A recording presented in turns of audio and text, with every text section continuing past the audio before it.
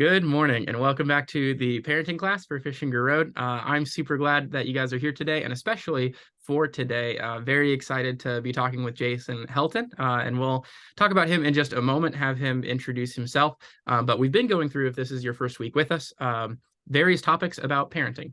We think it's very important that as a church, we understand what parenting looks like in a bunch of different facets of life. And while some of our topics have been a bit more generalized, some of them are more specific to issues that are plaguing our young people. And so today we have Jason Helton with us from the Madison Church of Christ. I'll let him introduce himself in just a second, but this is one of the first guests that I have a very personal relationship to. When I was in college, I interned at the Madison Church, and Jason was the youth minister at the time. That's where we got to know each other. And so a lot of what I know about youth ministry, a lot of my thoughts about family and family ministry in general have come from him. And so it's a huge blessing to have you with us today. But Jason, tell us a little bit about yourself, your background in church work, and what you do specifically today, what your passions are. Okay. Well, first of all, thanks so much for inviting me to join you, Landon. I'm honored to be here and really excited to have this conversation with you. As you mentioned, I was a youth minister here at Madison. I was in youth ministry for 10 years, all here at Madison. And as I closed in on that 10-year mark, felt like I needed to take a step out of youth ministry, and talked with the elders here at Madison. We developed this role of the idea of a media outreach ministry. And so that's been my title for the last 5 years. After 10 years in youth ministry with a youth and family degree, you look around and see what you're educated to do. And this was a natural fit in a lot of ways. But I also felt over the last couple of years that I needed a little bit more learning. So I will finish up hopefully this summer with a master's in online ministry. And that's been an exciting degree to go through and learn a little bit more about the expertise of some of the online dangers, the online blessings, and different parts of ministry online is sort of an emerging ministry right now. So it's definitely been timely as we move from the COVID era. Yeah, that's exciting. I don't think there are too many. What's the exact title of ministry or digital outreach ministry? Media outreach, Media. as one of our elders likes to refer to me as the mom on staff. Oh, He that's just funny. gets a lot of joy out of that one. So, Mhm. but like most mothers on Mother's Day, overworked, underappreciated, it kind of fits. So. No, we actually, myself and another gentleman from Mount Juliet just hosted a little event, a workshop this past week, and we had about 12 folks that are in a similar role to what we are doing. His title is communications, mine's media outreach. There are various other titles that are out there, but it's emerging, it's growing. There are more. It's a little bit like youth ministry was probably in the 80s to 90s, where there were more popping up here and there, but it's not quite standard just yet on staffs. Yeah. So how much of that of your current work is split between managing your church website versus social media versus advertising campaigns? How would you describe the day-to-day breakdown? So 100% is on me to oversee. I have one person that helps me with our Instagram account, kind of keep some more content there, and then one or two folks that help us with Facebook. But as far as YouTube and all those things, we stream our worship and Wednesday Bible class on YouTube and Facebook. And we streamed before COVID, and then when COVID hit, we streamed to we didn't do YouTube before then, but we moved to YouTube now. And a lot of folks that have smart TVs, we get about a 4-to-1 ratio. If we have 25 on Facebook, we have 100 on YouTube that are watching us. So the access to YouTube has been something that's helped us a lot in our reach and to reach our people as well as some folks beyond. We picked up a few folks along the way that tuned in. There's a gentleman from Saskatchewan, Canada, that I guess now for 3 years has tuned in every Wednesday, every Sunday, shares everything. He actually shares stuff from my personal Facebook page, which is a little bit odd, but he's, I guess, a friend that I've never met. So it's definitely been different. This role has kind of evolved in a lot of ways. I didn't really know what it was going to be. Early on, I thought it would be a lot of video creation and content, and that has been the case, but it's branched over into some other things. We have a deacon that's over our AV room, so I'm not technically the only one over the live stream. I work with him, and then we have a small team of folks that help us in the booth week to week to pull that off. And then we move to a classroom for our midweek streaming. So as far as the social media stuff, that's mostly me kind of organizing that and directing what content we want to post. We try to follow up with sermon, either a quote or a scripture taken from the sermon once a week. And I'm hoping this year to grow some of that. So a lot of the really large churches out there have whole teams. And so trying to pick their brain a little bit of how they go about it and then find something that's sustainable to us. It's not always a one-for-one comparison there. So Right. It's an interesting new work. It's easy to fall into a lot of traps that our teenagers fall into when it comes to social media and things like that. So it's been a big learning experience.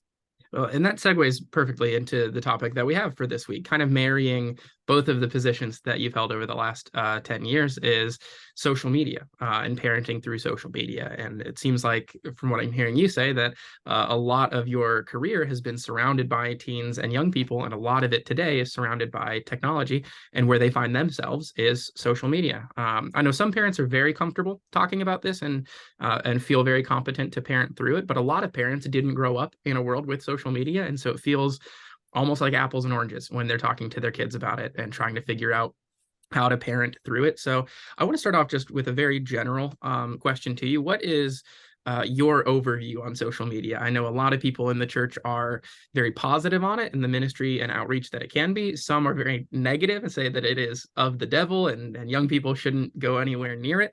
But give us just what your general overview is on what you think of social media, its landscape in the church today, how you think churches are handling this topic, how you think parents are handling this topic.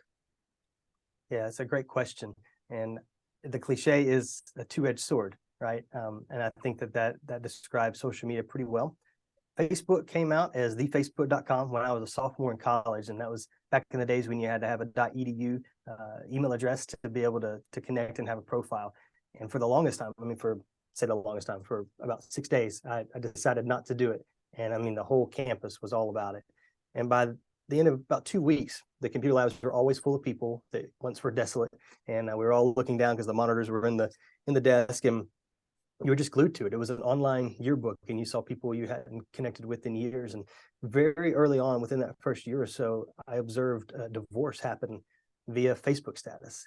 Very passive aggressive statements towards one another, and you knew kind of what was going on, knowing the people, and that was very disturbing. And that's kind of left a mark on me over the years, that when you start to air your grievances, to throw out some Seinfeld reference there, when you do those things online, then everybody does get a front row seat. And of course, this was towards the end of the heyday, but not too far removed from the height of Jerry Springer. And I grew up in the 90s. I was born in 1985. So I'm smack in the midst of millennial generation. And we're now the ones that have kids. And it's very interesting to kind of watch the progression, because as a parent who grew up with some form of social media, I had it in college. We had MySpace before that. We had AOL Instant Messenger before that. We didn't call it social media. It was just Messenger and all those things. But as that has developed, we've seen some negative. I think generally speaking, technology is pretty neutral, and it's how you use it makes it a positive or a negative. But in this case, algorithms are not always neutral, and that's what we're kind of finding out now. I consider it an accurate comparison to cigarettes in probably the 80s and 90s. Big Tobacco spent a lot of money to do a lot of campaigning and advertising to normalize smoking and to make it seem like it was cool and that there were no negative side effects. Until the science caught up with it, there was no legislation. Typically, government, and this is not a political statement at all, but typically government will legislate based off of culture, response to what's happening in culture. Government's not usually leading culture from that standpoint. And I think this is the case both with Big Tobacco as well as with now Big Social. The idea that the government would put a Surgeon General's warning on a package to say, hey, this may cause cancer, you need to know this. That's sort of our baseline of information and our baseline of, I guess, conviction even. You can't legislate hearts. And when social media comes into the picture, you're allowed to really do and show whatever you want. So there are a lot of dangers. There's some tremendous good. During the pandemic and places where we couldn't get around, we could still be in touch. And I still believe to this day that we've never been more equipped to navigate something like a global pandemic than we were in 2020, and we still are increasingly. The church typically is reactionary to some of those things as well. So before COVID, some churches would live stream, some churches had things like online giving. After COVID, we all moved up here. The baseline now is set, but we're about 3 years removed from the height of all that, and very few churches are looking to move forward with that. So we kind of reset a new starting point. But as a parent, I think it's really important to be proactive, to not just let that baseline be where you stay as a parent. We have to be out in front. And we just recently, my wife and I had our fourth kid. And so I can tell you, I feel you, it is absolutely exhausting. And having been in youth ministry to try to stay current on all the new fads and new things going on, it is completely exhausting. There's no such thing as passive parenting anymore. So I'm getting a little bit away from your original question, but the idea of social media is both really positive. We can be in touch with grandparents that live thousands of miles away and in real time talk to them. We can worship together with churches that are in other states or other countries or other parts of the world. And then we can also find just about anything that we want or don't want to find. And social media in particular makes it really easy to access those things. Sorry about that. Makes it really easy to access those things, and it also makes it really easy for those things to be in our homes on a daily basis. And I think that's some of the biggest risk when it comes to teenagers, is that there's no turning it off. Used to, you get bullied at school and you come home, you deal with it, you process it, you go back to school again, but now you can't get away, and our teenagers can't do that. So it's definitely, there are positives and there are negatives, and we need to be aware of both, I think, as parents. Yeah. No, I really like how you're phrasing a lot of that, especially the line that social media is neutral, but algorithms are not.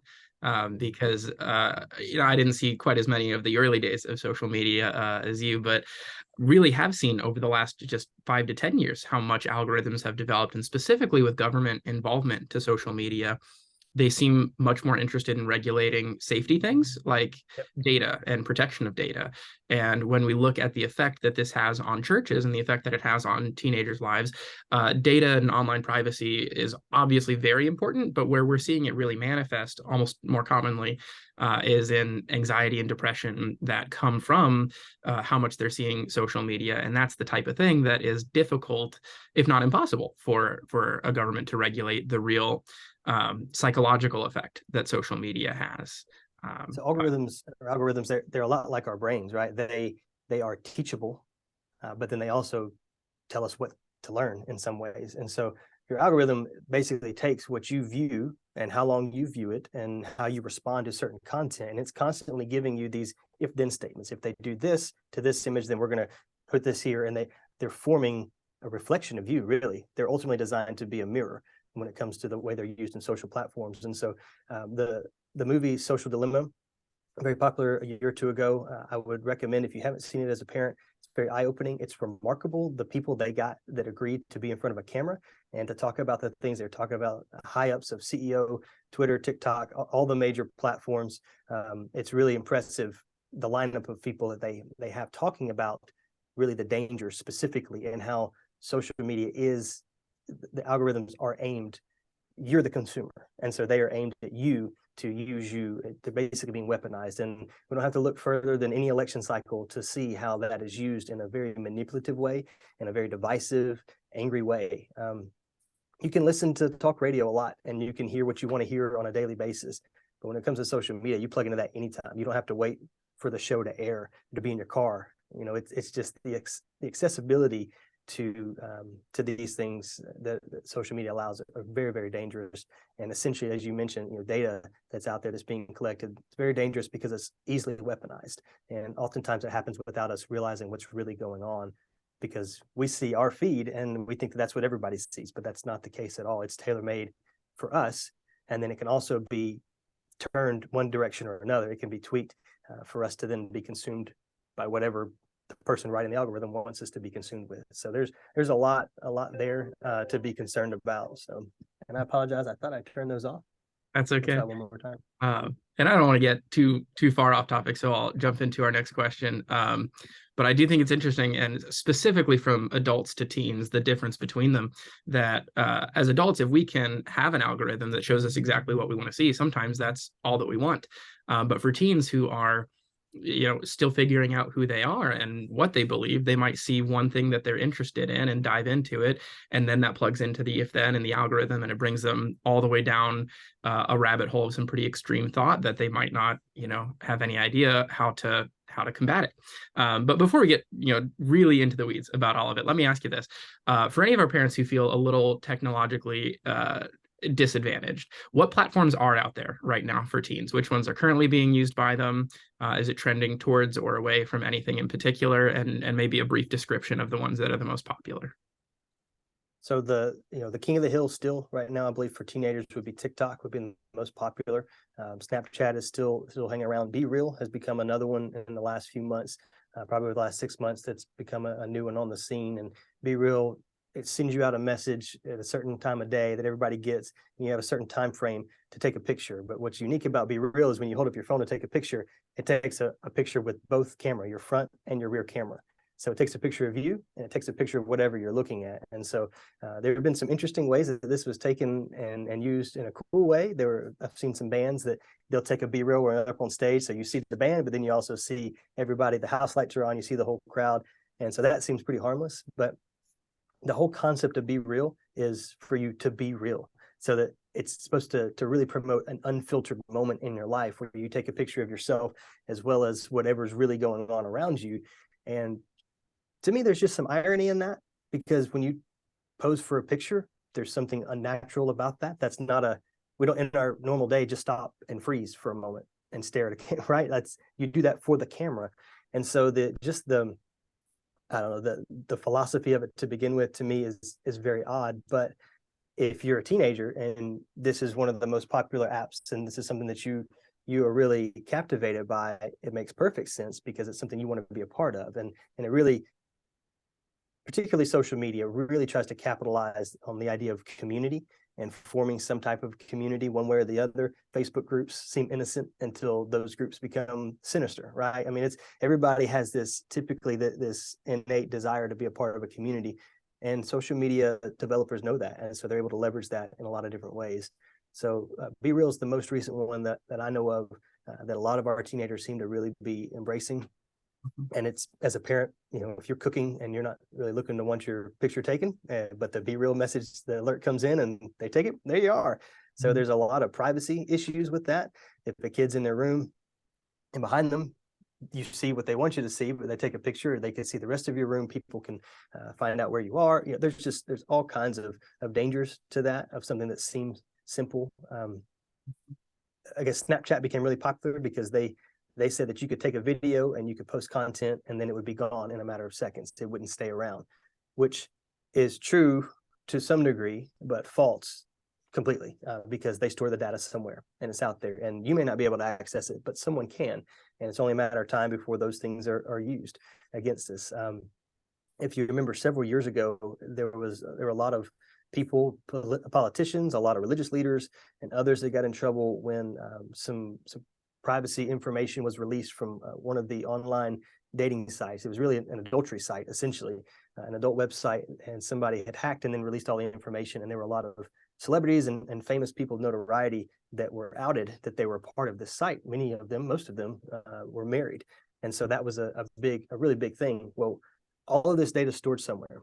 And even something like Google, and I use Google a lot, Google is free to search for anything. Well, it's free because they're going to show you what people pay to be seen. So if I take out a Google ad, and I want parents in their 30s to see my product, then I can be very, very specific on what demographic I want to see my content, and I pay per click. And so when you type in certain parameters, then you're going to see what I want you to see, depending on how much I pay. So it's not just an honest search engine and just populates the things based on what you want. It populates, you'll see those first 4 or 5 have the word ad next to them, because someone has paid for that content to be seen, and they want to be the first one up there. So again, money is what rules the day. Money is oftentimes what rules our lives in ways that we don't realize. So that's a big danger of Google's not really social media. It's just a search engine from that standpoint. But the Alphabet company has their fingers in a whole lot of technology. These days, the AI that is being developed is really interesting and cool and absolutely terrifying at the same time. And we're going to see that with another election cycle, with faces superimposed, saying things that people didn't say, but it looks just like them. There's definitely, it can be overwhelming, especially as a parent, to see the new things that are being developed, and staying in front of that is challenging. I think Instagram and Facebook right now, you're seeing most millennial parents and even some grandparents that are jumping on that. Facebook is, for our church, it's the best way for us to get information out, because most of the adults are still connected to that. There are fewer and fewer of the emerging generations that are on Facebook because it's one of the oldest ones. But TikTok still seems to have quite a following, seems to continue to lead the way with new filters and new features. And then it's a copycat game. So you'll start seeing those now that Instagram has reels, and it trickles down. Everybody has to have their version of whatever the newest thing is. So to some degree, it's not as important to stay up to date on the newest app, because there's just no way to stay totally in front of that. But as a parent, it's really important for you to know what is on your child's phone. And I would encourage all parents to see their kid's phone as the parent's property for as long as possible. There is a group called Wait Until Eighth, and they really try to promote the idea that you need to wait until 8th grade for your kid to have social media. I saw a headline, I think they posted it yesterday, that talked about how the FDA now is recommending no social media until at least 13 or 16, maybe somewhere in there. For me, I kind of look at it like a car. The government says that a person must be at least 16 years old. They must read a handbook and study and pass a test, and then they must pass a practical actual experience test, which means they need some driving time with someone who is experienced. They need some time to be mentored behind the wheel. They need some time in a book, and they need some time, with real practice. I think that's a pretty good approach to social media as well. I think it would be really helpful for you to have your child research, or you to research, and you and your child talk about the research behind TikTok, behind all these other apps that they're interested in. Find out about them. Ask your kid about them. Why do you want to be on that app? Why is that something that you're drawn to? What's so fun about it? But then also have some practical experience. Wait until they're at least 16. My wife and I, our oldest is 8, so still relatively young, but social media is still a part of her life. She sees us on it. And I believe at one point, we're going to maybe be getting ahead of you here on your questions, but you had talked about, what age will social media be an issue for a child? And the first time they see a parent on social media, it's now an issue for a child. They see us, and we model that behavior from the very beginning. And if it's something that we're consumed by, then it's kind of silly for us to think that they wouldn't be. So I think it's really important. Maybe we'll get into that a little bit more later, but to your question about apps, those are the main ones I think right now that seem to have the most popularity, that seem to be TikTok just it keeps pumping out user after user after user, and there's a lot of controversy with them. A quick Google search will show you that there's quite a bit there with TikTok, especially when it comes to privacy. In other parts of the world, TikTok is a very different platform for other countries, particularly in China. It's geared more towards education.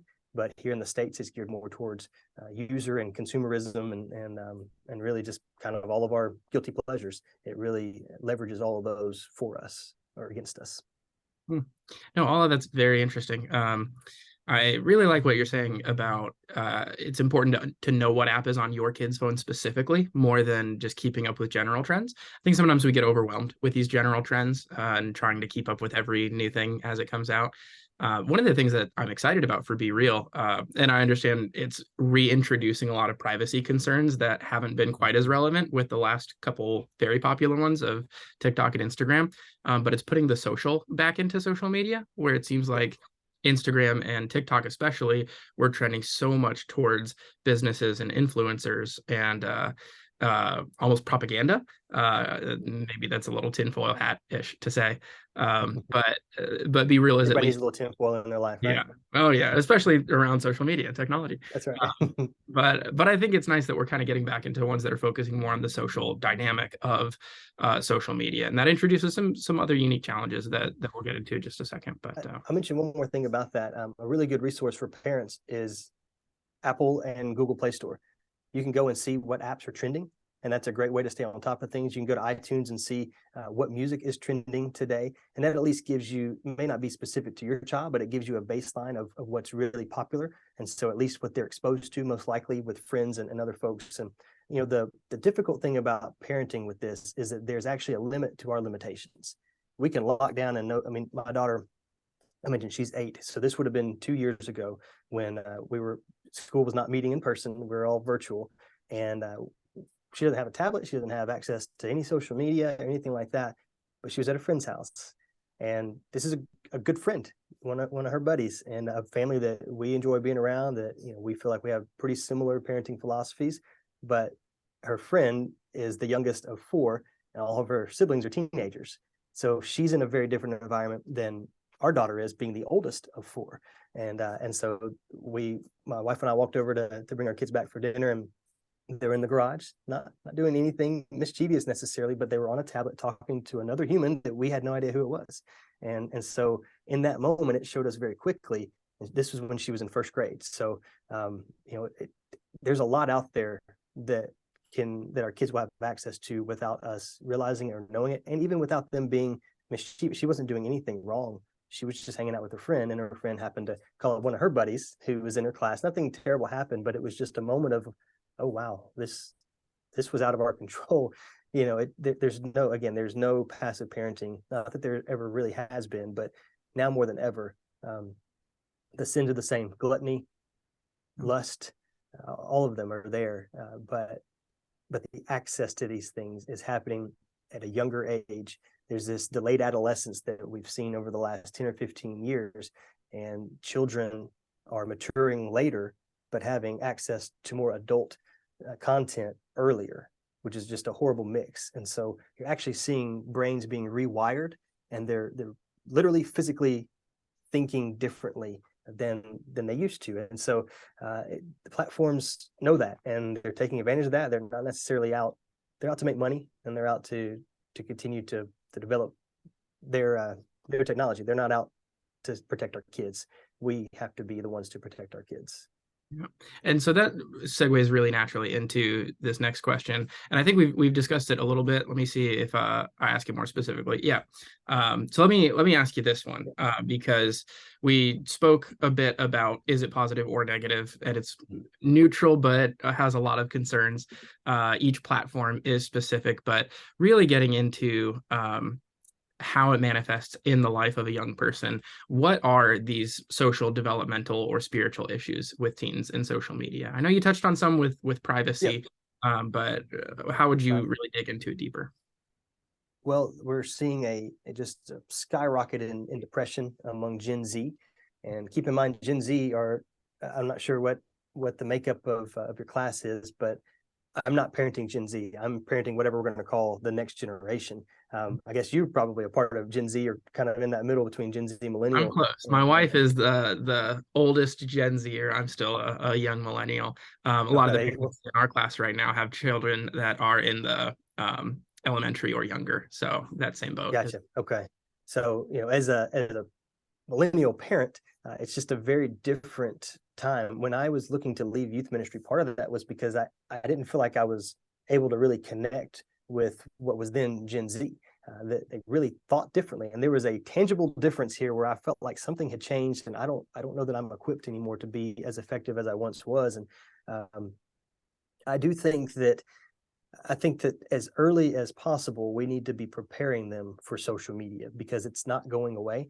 I actually have a parenting podcast that I started last year, and I had a former middle school principal to join me, TJ Kirk, and I asked him, okay, you're a middle school principal, which bless you for that. We need people that are willing to do that. Middle school was just the worst for me. So I had no desire to go back. It was hard enough pre-social media. I can't imagine it now. I was just curious. I said, what advice would you give parents to prepare them, if they have young children, to prepare them for middle school? And I was a little bit surprised. He said, prepare them for social media. He says, I understand screen time and limits and all that, but it's not going away. And we have to prepare them to be able to navigate those things. Even if they don't have an account, they're going to be exposed to things, and they're going to be pressured by people. So that really stuck with me. And for my daughter, who's going to be approaching that preteen and then into teen stage not too long from now, when it comes to social media, our kids need to know and understand what gluttony is, because it leverages gluttony. We talk a lot and joke a lot about binge watching shows on Netflix or on Amazon or wherever.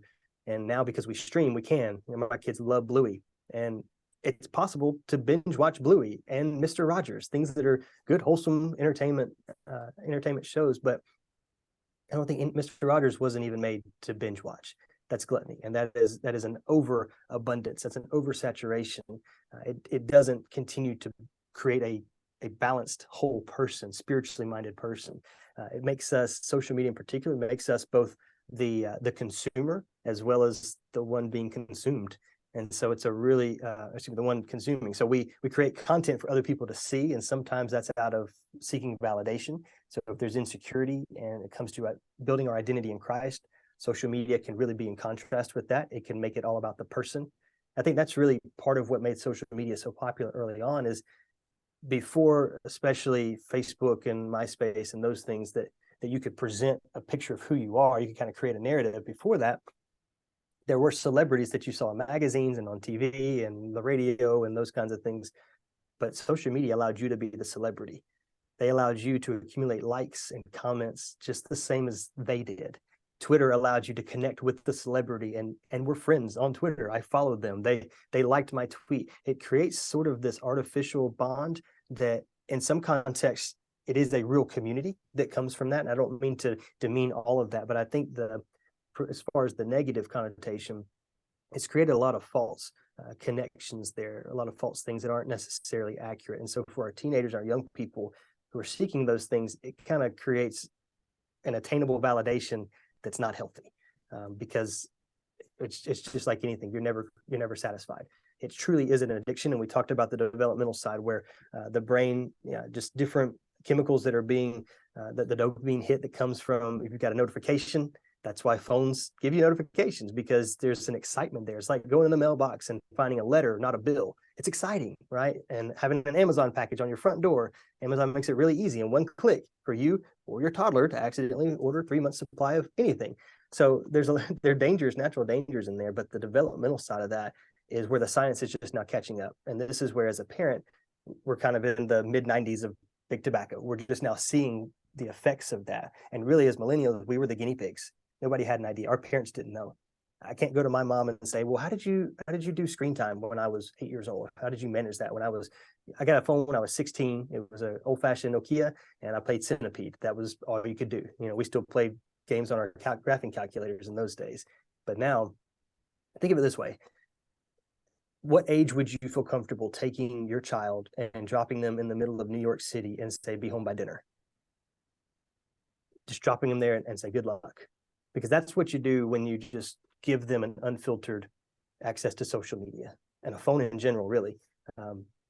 It's really so, or better yet, what age would you feel comfortable doing that and dropping them in the middle of Tokyo? Because it's a global reach. And it's not just what they will access, but it's who will access them. Because the reality is there are a lot of predators in a lot of different instances, in a lot of different ways they're after us. Some companies are after our data and after our attention, and some people have even more nefarious things that they're after as well. And the internet has made those very accessible for them. So I think, how do you prepare your child to drive a car alone? It's a process. You start early, a lot of practice, ask a lot of questions. You have some hurdles for them, some goals for them. They have to read, they have to research. I don't think it's unrealistic for us to have our kids read some of these books and some of this research that's coming out, that they can get a better grasp that it's not just mom and dad. Because if it just comes from mom and dad, sometimes as a teenager, that loses validation until they turn about 25 and they realize, oh, my parents are actually really smart. But until then, having other voices like you as ministers, as well as other books and different resources out there, I think I would encourage parents to begin. I like the driving analogy. I think that's pretty accurate. But I do think that sometimes we make a mistake as parents. I think sometimes we make mistakes thinking of social media based solely off of our experience with social media, and it's vastly different now. Mm-hmm. Although I'm familiar with Facebook, I'm familiar with most of the platforms, I didn't grow up with them all in middle school and younger. And our children today they're growing up with them. I grew up with the internet in my home most of my childhood, probably somewhere around late elementary school. But now we have the internet in our pockets. And so that's a very different game, that's very, very different. So I think sometimes I find myself parenting based off of my experience, as opposed to doing a little bit more research and trying to think through how is my kids' experience different from mine. My wife and I joke sometimes we try to raise our kids with a 90s childhood so they can go run and play and that kind of thing. And it is a different time. And so I think as parents, we have to not rely on the way things have always been done. And that's not to any negative towards previous generations, but each generation has to figure out the new things that are coming. And so ours is technology, and technology now is changing at an exponential rate, not a gradual rate. And so anyway, that would be, I guess, how I think understanding my kids are watching me on social media. I didn't watch my parents on social media. They watched soap operas, and we had 30 minutes at a time, and you had to run to go to the bathroom and get a snack in the commercials. Kids don't have commercials anymore. So there's a lot of little things that created patience and all that kind of stuff. They don't exist anymore. So there's a lot for us to watch out for. Yeah, I love the driving analogy that you've made a couple of times, because I think when you're looking at especially just environmental dangers, it really goes hand in hand with it. Yes. And I love the analogy with gluttony. I think I've heard it once or twice applied to just our usage of technology and specifically social media, but to really, especially as we're modeling as parents, was a term that you'd used earlier and one that is a recurring theme for our class. How well do we model our relationship with things like TV?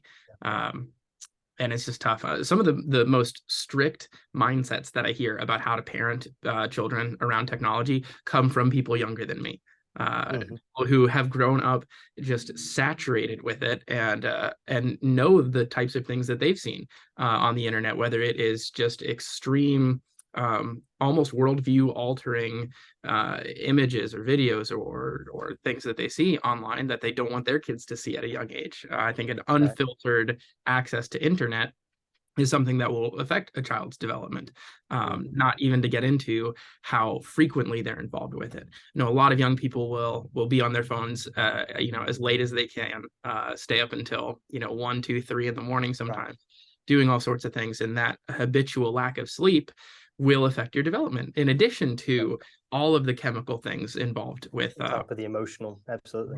and emotional. And so it kind of all blends together. And I just have this monster of a question for you, and several that'll come out of it as well, some follow-ups, but just in general. So what do you do? I hear a bunch of great pieces of advice, to keep your kids' phones at night, to have a charging station in the living room, perhaps where all of you put your phones, to make sure they don't have that, to have parental blockers or controls built into a tablet or a computer. A lot of singular pieces of advice that are great, and would love to hear if you have any of those. But on a more general, holistic standpoint, from modeling to how you teach this, just what do you do as a parent? I think some of it depends on where your kid is right now. As they get older and you do start introducing social media to them, you try to really impress the advantages of discipleship and digital discipleship and influence that you can have. But we got along a long time as humans without social media. And so I intend to, as a parent, and I'm telling you this now, with an 8-year-old, so ask me again in 10 years and we'll see where we're at. But my wife and I intend to delay social media as long as possible. I referenced middle school earlier, and it's a difficult time for most kids because everything is changing chemically, physically, emotionally, voices, and just all kinds of things. You take that and then you throw in the mix that now everybody has the opportunity to say whatever they want, unfiltered, and post whatever they want, unfiltered, daily, minute by minute. I just don't know that we were intended to go through that as a child or even as an adult. And just one quick look at politicians and celebrities. Adults don't know what to do with this stuff, let alone children. So why would we give our 4-year-old a loaded gun with no safety and no training? It doesn't make any sense. And I think it goes beyond even social media, just screens, like you were talking about, the chemical developmental process that's happening from even just the types of light that are emitted from our devices create some addictive behaviors. They create insomnia and different things like that. So all of these things are working together. And again, not to be the tinfoil hat guy, but there's just a lot going on that's working against us. And I think we have to work more diligently, put forth more effort to get back to really just to build in some analog into our living. And I have a few books. I don't know if this is a good time or not, but I would recommend that kind of talk about that. One in particular, when it comes to some of this part of the conversation, Screens and Teens. And this is a very good resource. It's not a very long book, but it's written by a PhD. And she's talking about how to connect with your kids and also how our kids are connecting. The TechWise family is sort of a standard in this particular conversation. Andy Crouch has several books out there. The one that I found, this is not necessarily parenting specifically, but The Life We're Looking For. This is a very good read, and I think a good challenge for Christians in general. When we talked about the addiction side of things, Glow Kids is another popular book, very good information with the addictive nature of how the subtitle is How Screen Addiction is Hijacking Our Kids and How to Break the Trance. And they talk about some of these elements in The Social Dilemma. And then two more that I haven't read yet, but were highly recommended to me: Faith for Exiles, 5 Ways for a New Generation to Follow Jesus in Digital Babylon. And this is one I would recommend based on what I've read about it and what has been recommended to me. As your child is getting older and they are having some access to social media, and you want to move them towards discipleship on a digital platform, that's the way to do it. And then this last one was recently recommended, called Unintentional: How Screens Secretly Shape Your Desires and How You Can Break Free. So this one would be more of a read for you as a parent to understand just how social media works. I do think it is important to stay up to date on just general technology, especially when it comes to artificial intelligence. There's just some wild stuff out there. Wired magazine is a good resource. I believe Relevant magazine keeps up to date on a good bit of that. It's written from a Christian point of view. And then just general Google searches for most trending, and then fill in the blank. It's a really good resource for parents ever so often, just to try to keep a pulse on what's going on out there. And I think that's really what you try to do as a parent from the tech side of things. Make sure that your baseline understanding is accurate, and make sure when you type it, use Urban Dictionary to figure out stuff. I would say Bark Technologies. I need to make sure to make a plug for that. I would highly recommend, especially if you have a teenager, Bark Technologies. They're a good follow on Instagram as well. Them and Wait Till 8th have some really good information that they post daily. But Bark Technologies is also some software that you can put and use when it comes to trying to implement social media into your child's life. It's going to be really difficult. We're going to be the bad guy in a lot of ways as parents. That is what we signed up for. We did not sign up to be friends. I'm a person that I really like to be liked, and I don't like when there's not harmony. And as a parent, that's a challenge, because most days there's some disharmony in there, but they're not looking to me to be their buddy. They're looking to me to parent. And just think back to your relationship with your parent. And, as a parent, at what point did you start to look at them as someone who was wise? It's probably different for all of us, but I've realized more wisdom in my parents over the last 10 years than I ever did when I was being raised by them. So keeping that in mind, I think, is really important. And I really can't stress enough how important it is to have a good community around you, to have a congregation with like-minded parents. So talk to those other parents that your kids are spending time around, understand where they're coming from, ask about what their rules are, and not necessarily in a judgmental way, but more or less as a research to see what they're doing. And so then you can kind of understand some of the influences that are being put into your kid's life as well. Well, let me ask you about that just for a quick second, because I know for Sure. time's sake we're running short too. Yeah. But if we parent this way, it's going to be pretty countercultural. And ideally, there will be a church community of like-minded parents, or ideally, the culture itself starts to shift and understand the dangers of social media, and parents in general are parenting better around it. But in a reality where that's not the case, how do you manage the conflict at home about this? If your kids are 12 and they are just begging for social media and pointing out how you are more strict than any other parent, and you start to feel that friction in a major way, or let's say they're 15, 16, you see that they've been doing something inappropriate on the internet or with social media, you're taking it away entirely, or whatever strategy you're using as a parent for that, and there is a lot of friction there. How do you handle that? Just hard-headedness, stubbornness, be more stubborn than your kids, or is there Absolutely. Yeah. Just scream compromise? louder, all caps, bold all the time. No. Sometimes it feels like that's the only thing you have. One thing I really appreciated as a youth minister was when parents would let me in on what was going on at home, and specifically with these kinds of things. A lot of times a kid would do something and they would be grounded, and so they would not be able to go on a retreat. And I really tried myself, as well as the other ministers I worked with, to talk with parents and to say, let us know what's going on. Take away something they enjoy. I understand that's the the philosophy behind this punishment. But if you arm me with this information and we're on a retreat, we're taking away phones anyway. We're going to a place where there is no signal. This is a really good time, when they're in the context of their friends, for us to address some of these issues and for them to hear a different voice. When interns would come, we always felt like the interns gave us another layer of access as youth ministers, because the intern was a little bit less of an authority, so they were a little bit more comfortable. And the youth minister is kind of the same to a parent. You're not my parent, so I'll let you know a little bit more than I tell them. So I would say that's a good place to begin, is to talk with you and to talk with ministers, other adults that are in their life and that can have an influence. And your prayer is at times I'm finding it is the only thing that you have to hold on to as a parent. And so pray for opportunity, but then the opportunities to show and not just instruct. And I think that's a big part of it. If you can share some experiences of your own with social media, because now we do have a generation of parents that have experiences with it. And I think we're encouraging them to read some books or read at least excerpts, to read a little bit of the research for themselves and ask questions. And what is that saying to you? What do you think? What are your thoughts on this? I think that can create some conversations before they get to the really deep into it, age wise. So we anticipate doing that probably around the 10 to 12 range, somewhere in there.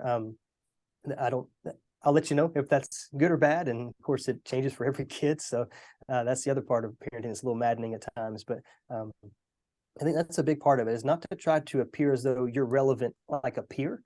I do see some parents that will jump on TikTok and try to do the videos, and sometimes that can give you some level of access. And but ultimately, usually what I see there is long term, they do see you as a peer. And usually, when a friend says something I don't like, and I'm a teammate and I'm a teenager, then I just I ignore them for a while. Well, that's not what we're after. I think things like turning the TV off at dinner time and making sure there's substantive conversation. So much of this has to be, I think, where in the life stage that I'm in currently with elementary and younger, that's where a lot of this relationship is cultivated in a parent. So they do trust you even when they don't like you. And that's kind of what you have to come back to. I think it's really, really, really difficult and exhausting and heartbreaking and frustrating and rewarding and exhausting and heartbreaking and frustrating. But it is what we are called to do as a parent. We're called to steward these lives that have been entrusted with us. We don't have ownership, and they're going to make some terrible decisions along the way. We do want to make sure that we are the person that they run to. Job ran to God. To his credit, he went to God with all of his questions, and then God eventually answered him. And so I think the same for us is that we want to make sure that we're modeling godly discipleship in every facet of life. And that's ultimately where I think I end up on that question. Start early and often, and wherever you are is as early as you can do it. Go ahead and start, and ask, get their point of view. Don't always instruct, but ask, well, what do you think about this? And if you were in my shoes, how would you handle this situation? Or if you were so-and-so's friend, how would you, their parent, how would you do that? Giving them some situationals, that's sort of the, that's the driver's permit, where you put them in the driver's seat a little bit with some oversight, and then you play out a scenario and see how that turns out. So maybe those are some things that I think might at least all chip away a little bit at some of that rough exterior. Well, Jason, thank you so much for your time and for your preparation into all this. It's been wonderful. We'll continue to discuss this topic, and hopefully we can have you up to Columbus sometime and talk about Hey, it. that'd be great. I love that. Talk about this in person. That'd be great. But thanks again for your time, and we'll stop here.